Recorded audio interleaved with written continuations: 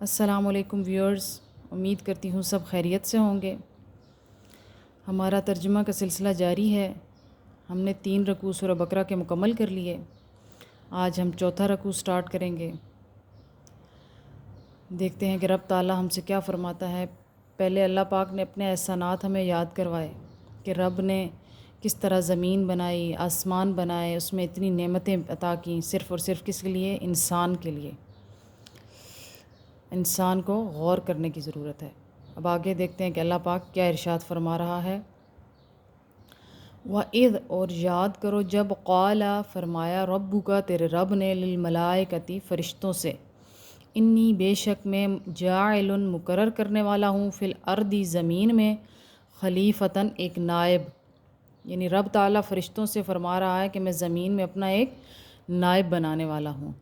قالوا کہنے لگے اتجعلوا تو کیا مقرر کرتا ہے فیہا اس میں من یفسدو جو فساد برپا کرے گا، فیہا اس میں ویسفک الدماء اور وہ بہائے گا خون، ونحن اور جب کہ ہم نسبح تسبیح بیان کرتے ہیں، بحمدک تیری حمد کے ساتھ، ونقدس اور پاکی بیان کرتے ہیں لکا تیرے لیے۔ قال فرمایا انی عالم بے شک میں جانتا ہوں ما لا تعلمون جو تم نہیں جانتے۔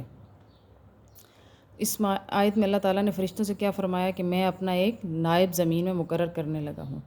تو فرشتے آگے سے عرض کرنے لگے کہ یا رب تعالیٰ وہ انسان تو فساد پھیلائے گا، خون بہائے گا، یعنی فرشتوں کو بھی انسان کی فطرت کے بارے میں علم تھا، اللہ پاک نے ان کو اتنا علم عطا کیا تھا۔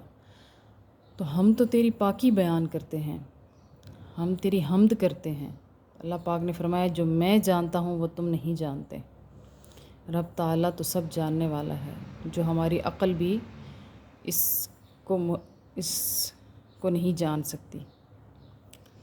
آگے فرماتا ہے رب تعالیٰ وعلم اور سکھائے آدم الاسماء کلہا تمام اشیاء کے نام آدم کو سکھائے، ثم پھر عرضہم پیش کیا انہیں علی الملائکتی فرشتوں کے سامنے، فقال فرمایا انبئونی یعنی فرشتوں سے فرمایا بتاؤ مجھے، باسمائی نام، ہؤلائی ان سب اشیاء کے نام مجھے بتاؤ۔ پھر اللہ پاک نے آدم علیہ السلام کو بنایا اور ان کو تمام اشیاء کے نام سکھائے، پھر انہیں فرشتوں کے سامنے پیش کیا اور فرشتوں سے فرمایا کہ اے فرشتوں اب تم مجھے ان تمام اشیاء کے نام بتاؤ، ان اگر کن تم صادقین تم سچے ہو۔ قالوا عرض کرنے لگے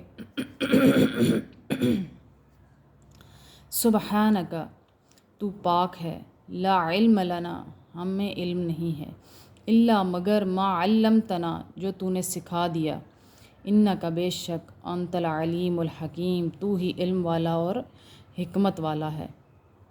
تو فرشتے کہنے لگے، اللہ پاک نے کہا کہ اے فرشتوں اگر تم سچے ہو جو میرا نائب بنانے پہ اعتراض کر رہے تھے تو مجھے بتاؤ پھر وہ علم جو میں نے اس کو عطا کیا ہے۔